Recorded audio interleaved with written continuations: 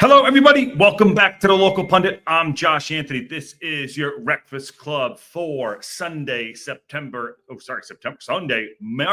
2nd. September. What are we doing here? Yeah, Sunday, March 2nd. Yes. And we're having a little bit of a discussion today on this kind of a Sunday session, but it is a Breakfast Club. We had a 0-0 draw yesterday against Bolton. It's a point. We did close the gap. We didn't do our full job. We kind of lingering in the door, kind of doing our thing. But today we're doing a little bit of a Breakfast Club on Sunday. So thank you for coming in. Please smash a like on the video and subscribe if you haven't subscribed to the Local Pundit. It sounds like I have an echo in here, but that's what happens when you're ready to when you're at home and there's a bunch of people in the house. Got to do what we got to do. Anyways, thanks for coming in. Well, we're gonna have a quick discussion. As you can see on the thumbnail, it says Wrexham fans missing Super Paul Mullin. There's some questions I want to ask. And I have this discussion. I have my thoughts. There was a picture on Steed Photos that I saw the other day too, and that it brought to my attention this morning. And then also an article on TalkSport that I wanted to check out. Yes, think of what you want by TalkSport, but I go there and I look at it too. So anyways, please smash that like button and share. On our way to 2,000 and then 50,001 if you know, you know. Also, thank you for sticking with us yesterday in the live watch along. Live TV there too. Didn't have the game, so I had to make that executive decision to move in here because we want to do good content for you, as we always do for the Local Pundit global community. There's other people in here. What's going on, Ashley? How you doing? Matt Al's in here, and Ashley Wilson saying he's going to take Paul Mullin right now. But let's get to the crux of the matter here. And I actually, the Discord was discordant yesterday and then this morning.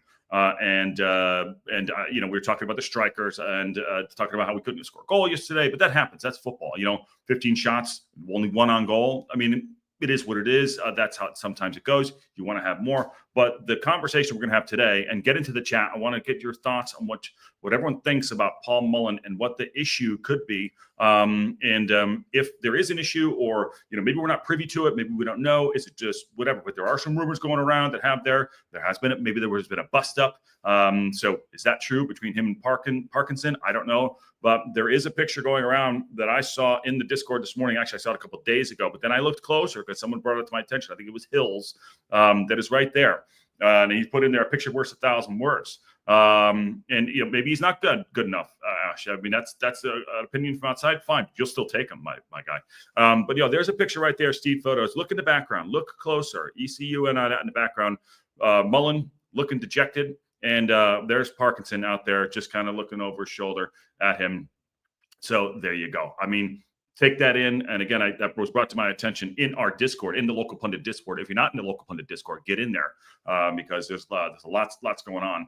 And I actually came on yesterday too and had a little bit of chat with Matt Al and Aaron about that too. But this is a picture that says a lot of things. Now, I actually took some notes on here too. I'm asking a general question. Because he is coming off of surgery on his back. I understand that. Did he not get a proper preseason? No, he did not. Trying to work himself back in. We've always waited for Paul's going to come good. Paul's going to come good. And you know what? I want him to come good. No one does more than any other Wrexham fan out there. Myself or anyone that goes to the games or anyone that's watched them for years, putting goals in the back of the net. We given him time, given him opportunity. We did go and we did sign 2 strikers in the window. We did. We signed J-Rod. We signed Smitty. Yes, they're still coming along in the team. It's going to take time. But a part of that is Paul Mullin has not been picked by Parkinson in the league for quite some time. He was actually choosing Elliot Lee up front with Palmer for the last pretty much the entire season. He chose to not play Paul Mullin. And if he's injured, someone be brave. And I've said this for the last 2 months, maybe 3 months. Somebody be brave and ask Phil Parkinson an honest question. What's up with Paul Mullin? Do you not choose him? Is he falling down the pecking order that much? Is he still injured? He's not fully fit because he looks fit to me. I mean, he's running around and playing. He's not putting the ball in the back of the net, but he's not getting in the game day squad. So there's just something to that. Thomas Jones is in the house. What's going on? His confidence has completely gone. Didn't help missing the penalty on Wednesday night. And I know that. And you know what? You feel sorry for someone that, is not feel sorry because, they're grown men. He's 30 years old and you go out and you miss some, you lose some, you miss penalties, you make penalties. It is a confidence thing. But the genuine question is, it's like, What's wrong with Paul Mullin? Where is he? Why is he not in the squad? And I'm going to bring the article up in a second. But Matt Al said, okay, there you go. I'm going to bring it up right there. We know he's not injured. Okay, fair enough. There came out of Paul Mullin's mouth. Might be hearsay or whatever, but it's not. That why they keep saying I'm injured and I'm not regarding his shin injury. Okay. And I understand you want to keep things in house, but is there something more going on? Someone ask an honest question about it, because if he's just fallen that far behind, maybe we're expecting too much of him coming back. Remember last year, he came back, started knocking in goals. We were waiting for JM to start scoring goals. It didn't happen there. So what is it? Even yesterday, Palmer's dad threw a tweet out there saying, don't trust the guys that got you there. So that was part of the conversation that went on yesterday's after the match, or actually before the match. DJ says they don't just have killer instinct to finish the team's plays, feels lackluster at best. And Mullin just isn't a League One player quality, nothing more than that, says JM. And Ashley Wilson supports that. Mo Fall is the future for Wrexham for sure. He was great on Wednesday. I thought I put Mo Fall on the thumbnail for Tuesday because I wanted him to start. I actually wanted Palmer to start over J-Rod yesterday because I thought he'd be going against Santos, and Santos didn't end up playing. But Mo Fall maybe deserves a start in the league. I don't know, but the focus here would be on Paul Mullin. And this brought to my attention from that photo and this conversation, or this article on TalkSport. And okay, so it was yesterday. What happened to him? Wrexham fans left puzzled as Paul Mullin not included in the squad again. Okay. And there's something that needs to be addressed here. I see the chat. I'll get to you guys in a second. Just keep going with your thoughts, and we'll run it down as we go. So Paul Mullin was once again not a part of Wrexham Max J squad for their goalless draw with Bolton on Saturday. Now, I'm literally not saying that he should have started him. I'm not saying that right now. I'm just having the conversation because I think we're at that point where we're all very, very curious. Mullin has now been left out of Parkinson's team entirely in 4 of the club's last 5 League One games. League One games, okay? Hey, Marie, how are you? Hope you're feeling better. This has led the fans of being left in shock as the striker. I'm going to pull this down. It's an ugly picture, but I'm going to read it over here.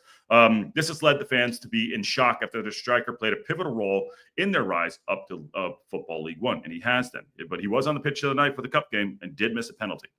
He fired Wrexham to promotion in the National League and secured League One last season. He's 30 years old. He scored over 100 goals. We know that. They're going to put a statue out one day for him. I firmly believe that. But the fairy tale seemed to have come to an end. The abrupt stop for Mullin has now found himself on the fringes of the squad. So there's no spaces to it. As mentioned, he struggled for minutes in the third tier of English football, not appearing in any of the league games since January 28th, only to make 9 starts all season and scoring 3 goals. 9 starts and scoring 3 goals. 9 starts and scoring 3 goals. Remember, he has been choosing Elliot Lee to play alongside of Palmer, or whoever he puts up there, not Mullin. Mullin came off the bench midweek in the semifinals against Peterborough United. Good luck to Peterborough. We know what the result is there. We don't need to rehash that. However, that was a nightmare appearance as he missed the penalty in the shootout on the way to losing to Peterborough, ending their run to the Wembley Dream, blah, blah, blah. Okay, moving on. On the days after missing the penalty, Mullin was back out of the squad again on Saturday, leaving fans asking the question, why the absence? Quote, on X, has Mullin been injured or just dropped the past few league games? Another one said, what happened to Ollie Palmer and Mullin? Something that's definitely happened between Mullin and Parkinson, said a third supporter. That's a quote, not for me.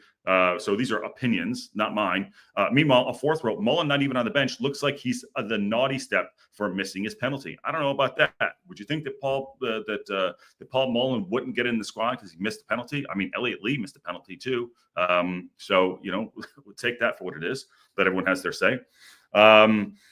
Parkinson appears to prefer his other striker options, and he certainly had plenty of that. We have so many strikers at this point. We do. J-Rod, Sam Smith, Fletcher, Marriott's come back, Mo Fall, and we have a plethora of them. And, hopefully they start scoring goals because we need to score goals. Obviously, he had to step back from the injury, but former Red Dragons midfielder Wayne Phillips told the BBC, for me, there's something not right. This is a quote. To not have Paul Mullin in and around the squad seems to be a bit crazy, but Phil Parkinson is the manager. He's done particularly well for Wrexham over the last 2 or 3 seasons, and you have to accept that he is the man who picks the side. So we're back in action on Tuesday. Said, so what say you? A lot is there, but I go back to his stats. He's only started 9 games this season. He's only played 1,153 minutes. He's got 3 goals, no assists in the league. That is so. But I know he has assist to Aaron James in the JVD Cup against Port Vale when we played them the first time. He hustles around. So what is it? What's the problem here? Is he not good enough? Is that true? Do we actually think he's not good enough, or is he not fit enough, or is he just not being chosen because? Never leave home without it. Was Parkinson just doesn't prefer him? And if that's the question, if that's it, ask the question. I know there's kind of a bubble sometimes where you want to protect the squad, protect the information. But now seeing this hasn't been in the last what they said 4 of the 5 league games.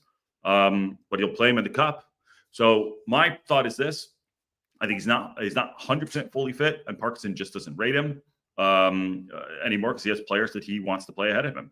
But those players need to come good now, and I'm giving J-Rod and Smitty their time to get in the squad because you have to adapt. I say this all the time: getting 1 striker in the January transfer window is hard enough. Getting 2 strikers in the January transfer window is never heard of. A, B, getting them to gel immediately is hard. So, but he has completely, in my mind, dropped Mullin and Palmer. Even though I thought Palmer might get a start the other night. It's kind of talking on both sides of my ass, but I just thought that maybe they would see a nick here. I love how I go live and people just keep messaging me. So take that for what you will. I'm going to go back to the chat here. Good morning, TLP fans. How are you? Good to see you.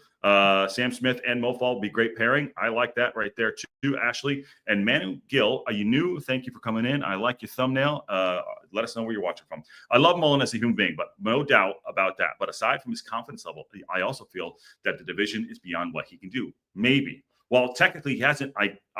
That's a good shout right there. He hasn't really gotten the opportunity to play that, to see how he actually can play in the league. I'll say that he gets himself in good positions, but he's not able to put the ball in the back of the net. So I know I say he's not good enough. 9 games isn't. I mean, it's a body of work, but it's not a huge body of work, in my opinion. And yes, we don't score a ton of goals, but I'll just leave that there. Good shout. Welcome in. Esteban's here. Maria's here. Ash said, did Mullin not move from Cambridge to Wrexham when Wrexham were in League One? Can someone do the fact check on that, please? Ash, nice shout right there. Matt Al, and what am I doing the local Poshcast? What's up? How is the guy supposed to come good when he's denied playing time? That's what I'm saying. I think Paul's outspokenness has denied him playing time. Lee and Palmer was a mistake. Okay. I agree with you on the Lee and Palmer thing. I don't know what that is. JM wasn't fully fit. But Parkinson's not going to change his style. What's he going to do? He's going to go in. He's going to play the players he wants. Great. I agree with that. So has Paul gone behind? And I'm asking questions for the conversation. That's it. Has Paul gone behind closed doors? And is this something that is there more of an issue? I don't know. Did they want to sell him and he didn't like it? I don't know. I mean, this picture right here a couple days ago. It could just be they caught it in a moment, but that's an odd one to put out. Okay. So I'll leave it there. Every player has a ceiling. He isn't a young player, not sudden. He isn't a young player, so not suddenly going to improve much more. It's just football. Agreed with that too. But the body of work isn't fully there. And if he's injured, then, come out and say it. If you don't prefer him, he's not going to come out and say, I don't prefer Paul. He's not going to do that, I don't think. Fans still love Mullin. Absolutely. 100%. I think I think fans want to see him come good. Up until about a month ago, before we signed 2 new strikers, everyone in our local pundit fan base, everybody in the community was saying, Paul's going to come good. Paul's going to come good. Absolutely kept saying that. I'm like, yep, we are waiting for him. He just needs one. He just needs one. The goal he had off his chest and booted in, I'm not sure what game that was, about 30 yards out, the left strike. I mean, it was a great goal. And we're like, oh, that's the one. Even I said it. I was like, that's the goal right there that's going to get him off and ticking. But it didn't, So what else is there? Behind Bar says, I don't think he's done yet. They have a plan for him. And Glenda says, Ashley refused a new contract with Cambridge when they were promoted to League One because he wanted to play closer to home. There you go. John Hills is in here. And Kelly Davidson, welcome back, Kelly. Where have you been? We missed you. A Wrexham resident told me that the team advised against Mullin's back surgery. I asked for more details, but didn't get any. Has anyone else heard the rumors? I have not heard that rumor. Yes, DJ, the girls did win this morning 2-1. Fantastic on them. There's a bit of good news. We'll add that in here too. And John says if he was good enough, potentially good enough, Parkinson would have used him a hell of a lot more. Which begs me to, I don't think it's a good shout. I'm not going to say it isn't. I've got something to give you at the Cosm. I think you'll like it. Just arrived in the UK. Thank you, Chris. Yes, we will be live at the Cosm. Live game day build-up show live at the Cosm. Live watch along on Tuesday and Wrexham reaction and Rextra time call-in show. Awesome. Chris, make sure looking forward to it. We don't know when the picture is taken. Do we? We don't. We're just using that as, it's been going around a little bit. I wanted to use it up there too. The more importantly, I was, kind of putting the show together this morning on my walk. Yes, I do walk. With the Talksport article and the picture. So that's why that's there. Side note, do we need to wrap Max up on bubble wrap? He's come along so far, and I believe there's a lot more to come from him. He's on fire at the moment. Need to definitely hold on to him, says Thomas Jones. Welcome, Thomas Jones. I think you're new to the show as well. Please subscribe if you haven't. We'll talk about Max in a minute. So I'm gonna put a stamp in that. Okay. And Matt Al, who is a local, says that's news to me. And Nikki D says, John, he did miss the last 2 preseasons. Now that would think he'd be recovered by now, but if he's not getting playing time, it's hard to do. It's true. It is hard to do. It's stuff to get your sharpness up, your fitness up. I don't have the answer, but if I'm going to give my opinion, and it's just my opinion, I think there's more behind the scenes that we know about. And if we're not privy to that, fine. But I'll tell you this, someone asked the goddamn question. Someone be brave enough to ask Paul Mullin, Phil Parkinson a question. Someone be brave. Hey, do you not prefer Mullin up front? Now, actions speak louder than words. He is not getting on the pitch. Parkinson's actions are speaking louder than words. And he has consistently throughout this season. Okay. And if that's the case, then that is the case. And we'll have to wait and find out down the road.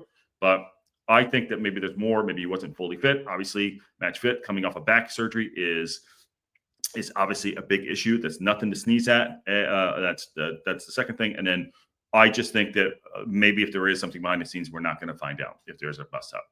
I think Paul has started 9 matches and played in 26. Got 3 goals. Fletcher has played in 27 and started 2 and got 6 goals. Point is, Mullin has had plenty of chances to make a difference.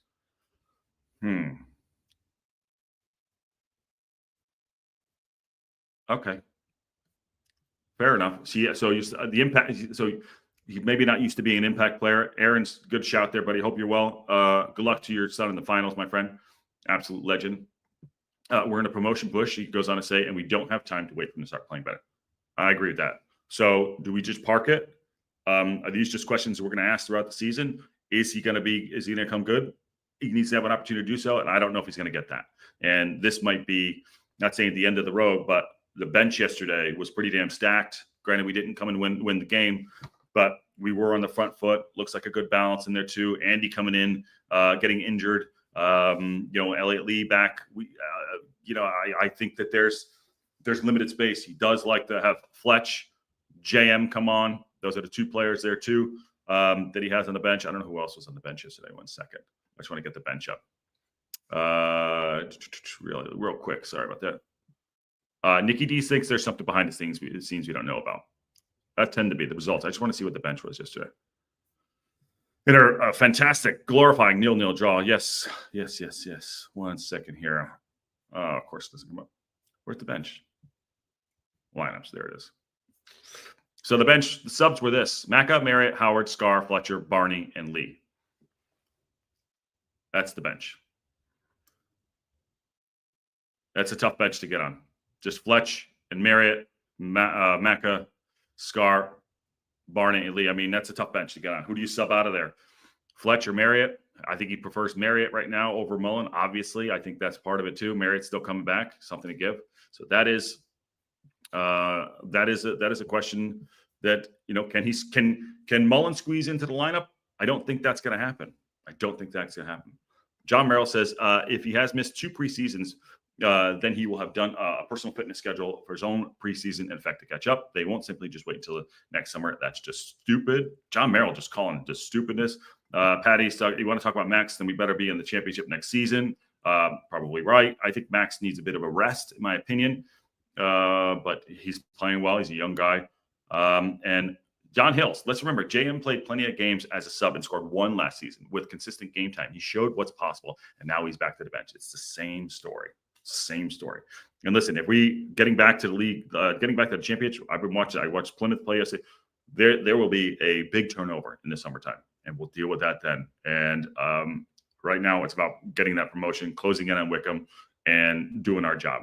So, but begs the question: are we going to see Mullin again? I don't know. Do we know what's going on? I think there's more going on behind the scenes than we know, as there always is. And he's just not preferred. So, and it's tough to see, I don't want to call a fallen hero, but he is a hero and someone taking steps back when he's been part of the story. And that's the difference between telling a story in business and actually playing football, who's performing. And I said this, 4 days ago, play your best players, unleash them, let them do their best bits. And if he's not one of our best players, then he shouldn't be on the pitch or on the bench. And yes, you feel sorry for him as a person. And yeah, we obviously, in our community, we want him to do well. We want him to be a part of our promotion push. Maybe if he's got 1 goal in him for this season left, 1 goal, and it pushes us to promotion, awesome. Always going to celebrate him. Always going to be a legend. But for me, I think there's more going on behind there too. Yeah. John Hill says you need consistent game time as a striker. Very true. And honestly, no one's been getting that other than the new starters. Fletch is super sub normally, but he also used to play that. He's used to playing that. He is. And I think Fletch has done leaps and bounds, give us lots to cheer about, and got us out of some sticky situations where we're going to lose or draw. And he's done very well for us too. The Peterborough game comes to mind too with the header. Was it a header or was that goal off the chest that we beat Peterborough 1-0 in January? I don't know. But that he did a good job there. Obviously for us, John says top of League Two and top of League Two to top of League One is a big jump. It is huge. Maybe we're punching above our weight. I don't know. I have no doubt if you were 15th this season, you wouldn't have signed J-Rod, Smitty, and Mullin would be likely playing. It's a great shot there too. But anyways, just want to come and have that thought about with everybody here too. Obviously we did have our game. We have yesterday, which 0-0 draw, a 0-0 draw. Not everyone wants to always see goals like that, but again, there are player ratings, and I want to get to that too. So I want to get your thoughts on this too. We are trying to implement player ratings in Wrexham Reaction as well. But here we go. Here's what the leader came up with. AO made a fantastic late save to keep a clean sheet and ensure Wrexham got a point. 7. I mean, yeah, I guess so. 7 sounds interesting. Maybe I would have given it a 6.5 for him. I still think he needs to come for the ball a little bit better, although he came out the other day and gave up a penalty in the cup game. But I think he's our best goalkeeper right now, and moving forward, he'll be in there too. Clearwood, Wrexham defense were top all game and didn't give visitors much to look at. 7, that sounds about right. Again, I think Max, I know he played on the cup game, and then he played another 90. He came on in Port Vale. I think it was the Port Vale match as a sub and played in the middle of the park. So I could possibly see him getting a rest, and I will do a match preview tomorrow as well. John Boy, what's up? How are you? Love the thumbnail. Are you new? Sorry, Johnny Boy and John Hills. I'll talk about that in a second there. O'Connell, a rock at the heart of the defense, limited Bolton to very few opportunities, and he gave him an 8. I agree with that. I thought O'Connell had a very, very good game yesterday. I thought O'Connell controlled that back line, and I really liked him. And I have been critical of him. I wanted to play Scar, but again, another player he prefers O'Connell over Scar. He just does. That's Parkinson, that is. Stash, solid at the back, and had Wrexham's best chance of the game. They gave him a 7. I'm gonna. His miss is hard. I mean, it was harder for him to miss that yesterday, and we covered it in nauseum. Harder to miss that than put it away. Harder to. I mean, probably in shock it got to him. I don't know. Harder to miss that. He put that in the tech end far. I mean, it's probably still bouncing around the turf. Harder to miss that. They give him a 7. I give him a 6.5. Longman, best player in the pitch yesterday by a country mile. best player on the pitch by a country mile. 8 got some brilliant positions down the right and was a big attacking threat.